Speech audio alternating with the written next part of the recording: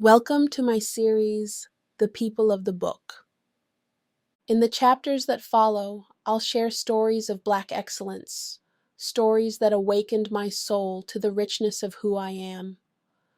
Allah, in His mercy, taught me the value of my identity, not through textbooks, but through the preserved legacy of people who looked like me. As I walked through their history, I found pieces of myself, and in finding them, I found him. When people talk about Mansa Musa, they usually start with his wealth, the gold, the caravans, the pilgrimage that shook the economy of Cairo. But very few ever ask, what was his childhood like? Who was he before the world knew his name? That's what I want to explore today. Because behind every great ruler is a child who was once watching, learning, absorbing the world in silence. And Mansa Musa was no different. He was born around the year 1280 into the noble Keita dynasty of Mali, a royal Muslim family with a long lineage of leadership and spiritual grounding. His early life was far from ordinary. From the beginning, he was immersed in Islamic teachings, likely learning to recite the Quran before he even fully understood the power of the empire he belonged to. But Musa's childhood wasn't just about faith, it was also about formation. He would have been trained in oral history, diplomacy, and warfare, because that's how royal sons were raised, not only to defend their land, but to understand their people.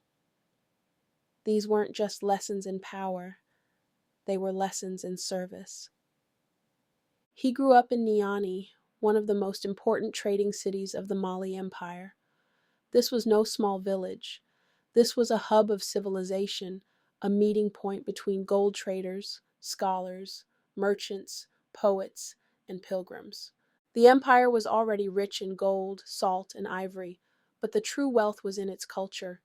The rhythm of the markets, the sound of prayers at dawn, the griots telling the stories of kings long gone, and the merchants bringing news from across the Sahara.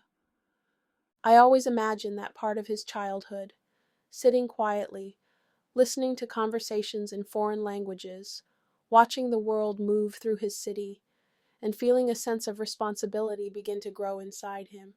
Even as a boy, Musa would have sensed that he was part of something much greater than himself. He wasn't just being raised to lead, he was being raised to represent an entire world. Islam played a massive role in that formation.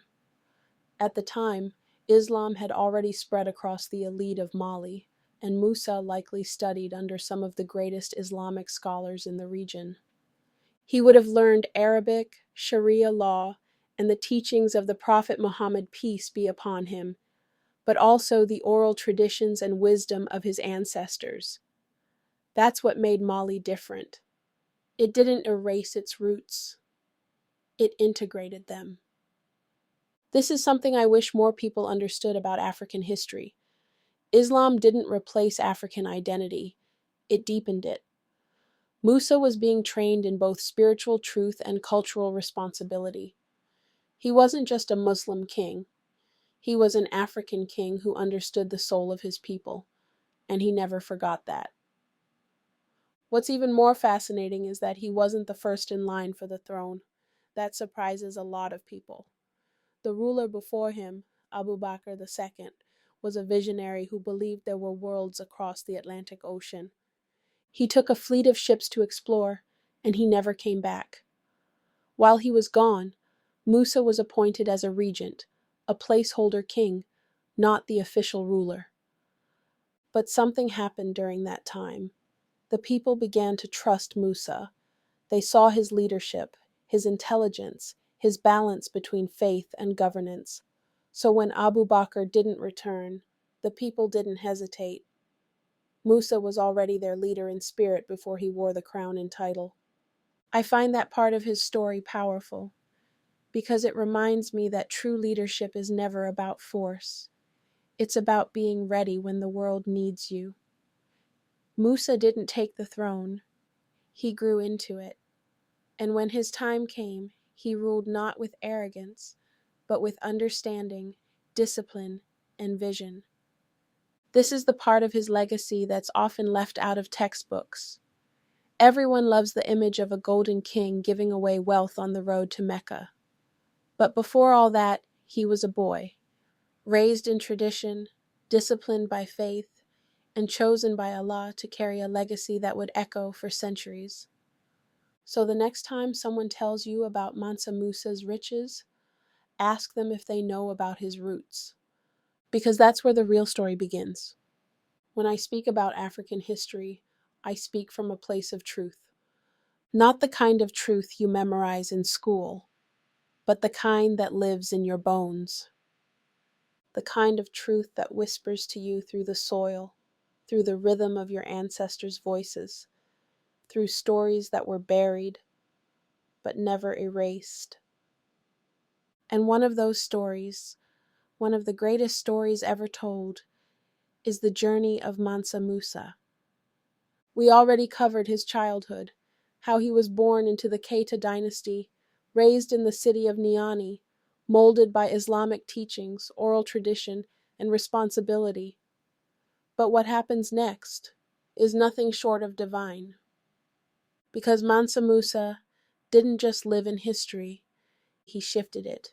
So I want you to walk with me now, not just through his life, but through his footsteps, through gold-covered streets, through silence thick with prayer, through a time when Africa didn't ask for permission to shine.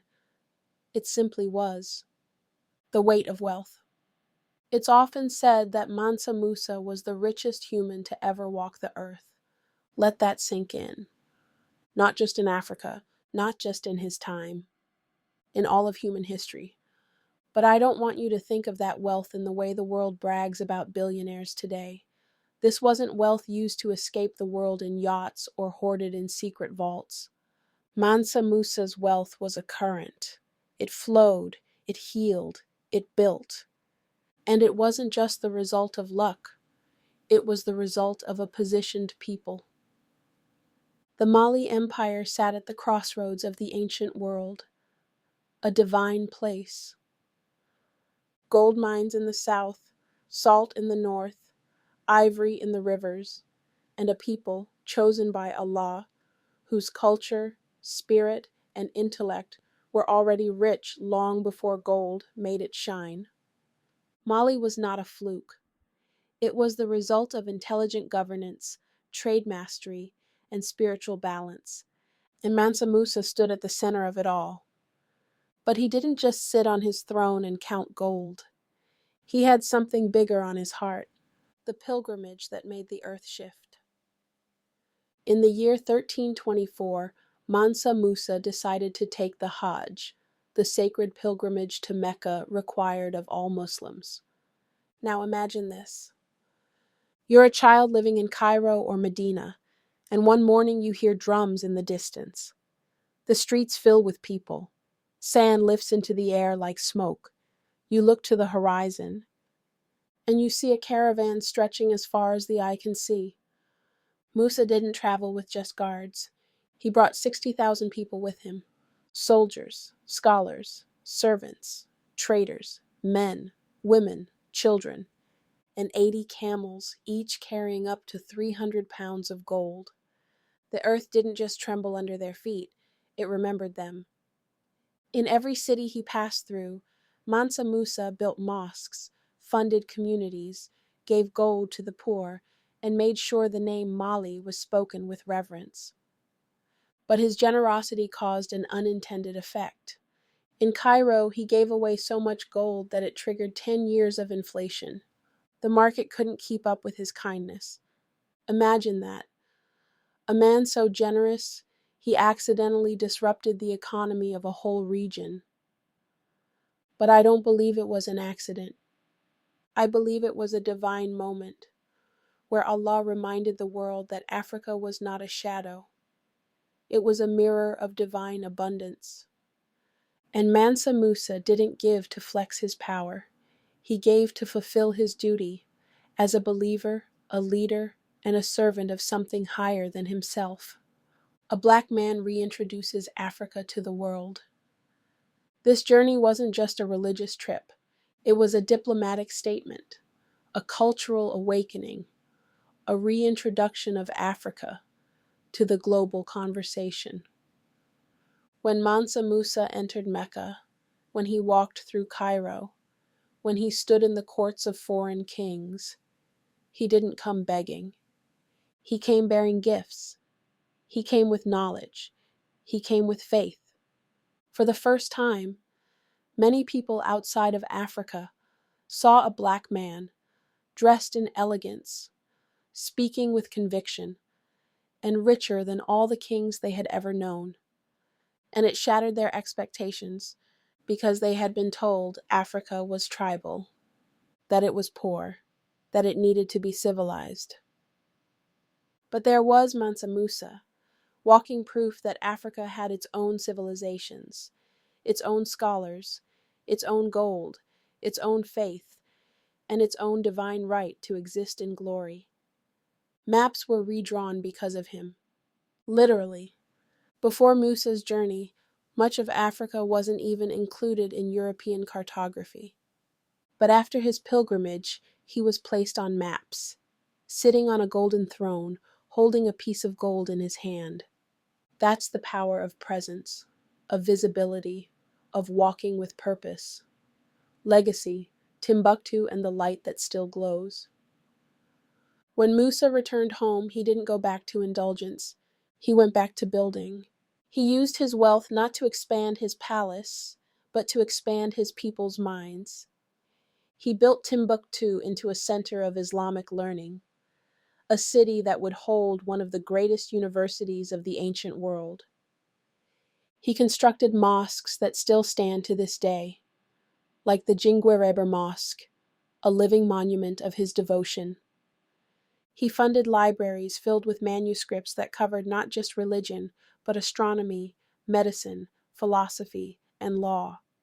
He invited scholars, poets, architects, and jurists to his empire, turning Mali into a beacon of light, a place where knowledge didn't just live, it thrived.